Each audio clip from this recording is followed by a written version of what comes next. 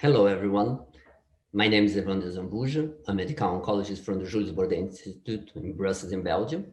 And it's my pleasure to be here today with Professor Andrew Tutt from UK, London. Professor Andrew Tutt is going to talk to us about an important trial that has just been published in the New England Journal of Medicine and is going to be presented in the plenary session at ASCO 2021. This trial is about a population with early breast cancer and BRCA1 and 2 mutations. This trial is considered practice changing, and you're going to hear from Professor Tutt today what are the main results of the trial. So first, thank you very much, Professor Tutt, to be here with us today to take the time to discuss these important results. Thank you very much for the invitation. It's a great pleasure. Yeah. So let's just start. What means to have breast cancer and to have a BRCA1 or 2 mutation for a patient? So I think many of these women have known they have a BRCA1 or 2 mutation because of a family history, and maybe they've already had some genetic testing. And so they have had that concern for many years, and then it's happened to them. There's also the scenario where they've just developed a breast cancer without that knowledge, and they've suddenly had a test done. And in addition to all of the difficult things that women have to encounter when they face diagnosis of breast cancer, they also have this new information. They have an inherited gene fault. And what we know is that women who develop breast cancer and have a gene fault in BRCA1 and 2 tend to develop the forms of breast cancer that require more intensive treatment. They have a greater chance of developing a triple negative form of breast cancer, particularly if they have a BRCA1 germline mutation. And if they have an estrogen receptor positive breast cancer, these tend to be the kind of higher grade and tend to be the kind that perhaps oncotype recurrence scores are intermediate or high. So they're more likely to have higher recurrence risks and have needed chemotherapy. And that's the context of patient that we recruited into the OlympiA trial. Yeah, so you mentioned that they tend to have more triple negative, or they have some ER positive disease. They tend to be younger patients. Can you briefly describe the patient population and that have been included in the trial and the type of treatment they have received prior to entering the trial and during the trial conduct? Thank you, Evendro. So yes, the OlympiA trial recruited patients who had to have germline mutations in BRCA1 and 2, so germline mutations, either gene. They also had to have HER2 negative breast cancer. That is actually the more common form of breast cancer that these patients develop anyway. We also required that they were patients who were at higher levels of risk of recurrence, so patients who we would normally use chemotherapy in. And indeed, we required that all patients had had at least 6 cycles of combination chemotherapy, including an anthracycline or a taxane or both. We recruited patients in 2 clinical scenarios, those who had had neoadjuvant chemotherapy and those who had had primary surgery and adjuvant chemotherapy. And the criteria for eligibility was slightly different in those 2 different clinical contexts. So if I describe the neoadjuvant group first, patients who were treated in the neoadjuvant setting and had had triple negative breast cancer needed to have failed to develop pathological complete response, but any residual invasive disease after the neoadjuvant chemotherapy was sufficient eligibility to be recruited.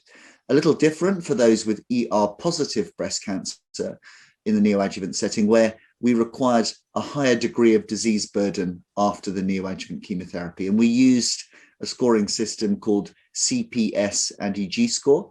And this scores from 0 to 6, but we recruited patients if they had a score greater than 2, so over 3 and above, I mean. So that was the neoadjuvant setting.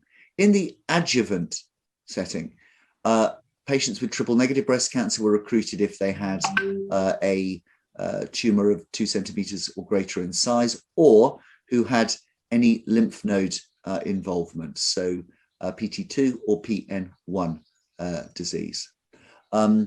And so those were the eligibility criteria. Important to note that we did allow patients to have had platinum-based chemotherapy, but it was really approximately a quarter of the patients who had had a platinum agent built into their adjuvant or neoadjuvant schedule. Mm-hmm. And since you mentioned about the triple negative without pathological complete response, did you allow capecitabine post-neoadjuvant in this trial? Thank you. That's a very important question. We did not allow any second chemotherapy after their surgery in the neoadjuvant setting. And the reason for that was when we designed OlympiA, and OlympiA recruited between 2014 and 2019, studies like CREATE-X had not reported. And in fact, the CREATE-X report was really quite late in the recruitment period for OlympiA. So the use of capecitabine as a second adjuvant, post-neoadjuvant therapy was not standard of care. And I think many would argue, even now, it isn't a universal standard of care in this setting. Platinum-based treatment was used in some parts of the world, and hence that was allowed within the adjuvant or neoadjuvant setting, but not post-neoadjuvant, second adjuvant treatment. Okay, this was a double-blind, placebo-controlled trial. Can you describe the treatment allocation and durations of treatment? Yes. So patients were randomized, as you say, and they were randomized 1-to-1. So balanced randomization between 2 treatment arms, double blind, as you say, a placebo, and then olaparib at a dose of 300 milligrams twice a day for a year as continuous oral therapy. Okay, thank you very much. So we've seen from the New England that this trial was a positive trial. There is a big improvement in survival outcomes of those patients receiving olaparib for 1 year. So can you describe the main results of this trial, please? Of course. So yes, we designed the trial with a primary endpoint of invasive disease-free survival. And I'm sure many of the listeners are familiar with this, this steep defined endpoint. But just for those less familiar, I will just describe it. So this endpoint monitors the events of local recurrence within the breast, a regional recurrence of invasive breast cancer, or any contralateral invasive breast cancer. It also includes events of new second primary invasive cancers and any death. So the primary endpoint was invasive disease-free survival, and we targeted a hazard ratio of 0.7. The result shows that the hazard ratio is 0.58 with a p-value of less than 0.001. So a very highly statistically significant result with a hazard ratio of 0.58. I should point out that we are reporting this study as a result of an interim analysis conducted when 165 events had happened within the mature cohort of the first 900 patients. So that is what stimulated the IDMC analysis of the data. And we set criteria that meant that we had to see a hazard ratio for this primary endpoint of 0.7, but with a very highly statistically significant superiority boundary of 0.005, and that was exceeded, as you now know, from the primary analysis. So that's what stimulated the recommendation to the steering committee to unblind the data and perform the analysis. We did also plan to study two secondary endpoints of efficacy, distant disease-free survival and overall survival.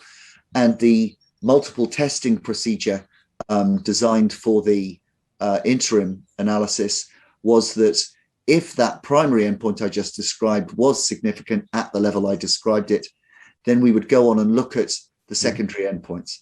And again, a very, very stringent statistical test was required of a p-value of less than 0.005. And that was met for the distant disease-free survival. And we've therefore conserved some statistical power. The alpha was conserved for future analysis of overall survival. That's meant that for the secondary endpoint of overall survival, we needed to achieve a p-value of less than 0.01 to declare statistical significance. So for our secondary endpoints, the following we can conclude. There is a statistically highly significant effect on distant disease-free survival with a hazard ratio of 0.57, and that is at less than 0.001. For overall survival, there is a hazard ratio of 0.68, but that does not achieve the required statistical significance of less than 0.01. It is actually 0.02 or 24. And so we do not declare statistical significance for overall survival at this point. And we would not really expect at a median follow-up of 2.5 years to see overall survival benefits. And we conserve our alpha to be able to test for this at the more appropriate longer follow-up points. And that will come in the future. Okay, so it's very good to see that the trial reached the primary endpoint, very positive, reached disease-free survival benefits, and is still immature, but showing promising results for the overall survival, and therefore we need to have a longer follow-up on this trial in these patients. It's very interesting. What about second primary malignancy in this trial? So we have looked very carefully at that, and in fact, it was an adverse event of special interest. We report this in the ASCO plenary presentation and in the New England Journal of Medicine publication. And there is no evidence that this median follow-up in the intention to treat population of 2.5 years of any excess second primary malignancy. In fact, the numerical, the numbers in the two arms indicate that there are fewer second new primaries in the olaparib treated arm than in the placebo arm. We specifically looked at MDS and AML as an adverse event of special interest. And again, there is no excess of these special adverse events in the olaparib arm. Now, I would say that this is very early follow-up, as I keep indicating, median of 2.5 years. And so we must continue blinded follow-up in the study in order to monitor for these very important adverse events. We see no signal early, and that is very reassuring. Yeah, indeed, very reassuring. And it leads to my next question. How was the side effect in this trial, and how was quality of life with this olaparib treatment? Thank you. This is a very important question in an adjuvant therapy setting. So we found that the side effect profile for olaparib in this trial was very consistent with that known for olaparib and described on the product label in its indications in both advanced breast cancer with germline BRCA mutation and in other malignancies associated with these mutations, such as ovarian cancer.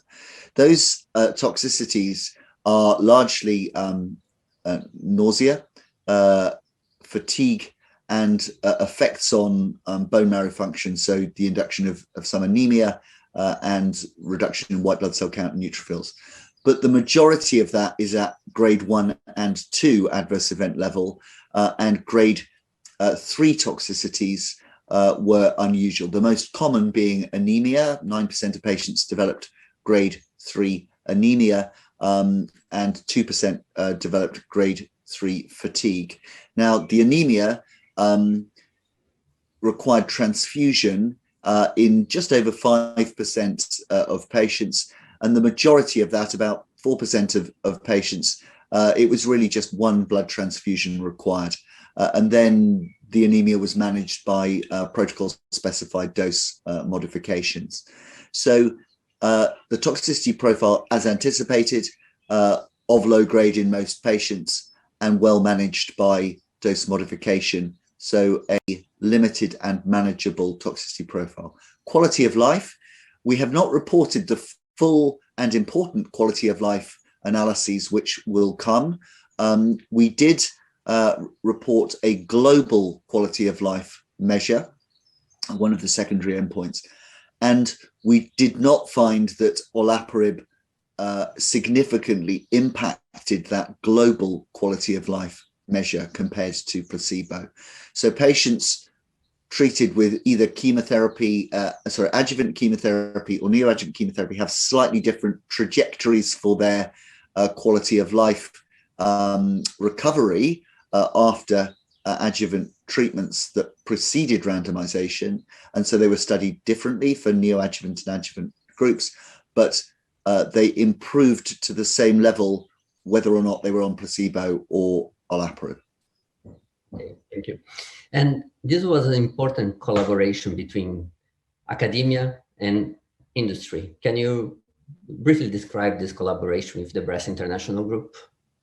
Yes, thank you. We're very proud as partners in this study of this industry academia collaboration, which was coordinated through the Breast International Group, BIG, and involved the big groups around the world, the NCI CTEP groups, and it was the NRG group that led this in the US, and Frontier Science, who were the statistical management group for the center, with a consolidated database fed by those two groups. We had industry partnership with AstraZeneca, and they have a relationship with Merck and company around their interest in olaparib.